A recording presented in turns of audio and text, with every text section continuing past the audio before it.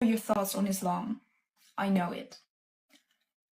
But I found such peace within my body, within my mind. It is going to be such a huge part of my life. Your opinion does not matter to me. It doesn't bother me. If you do not accept it, if you do not accept me, that's fine with me. But it's bringing me peace and I'm gonna hold on to that. I told him I'd love it and I'd appreciate it if you would respect and accept it. If not, that's up to you. But I wanted to tell you.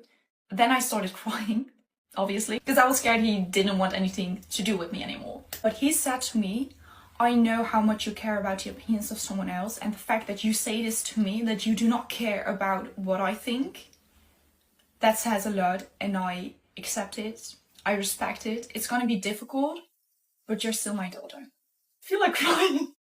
I invited my dad over for a cup of tea and I told him, I know your thoughts on Islam. I know it.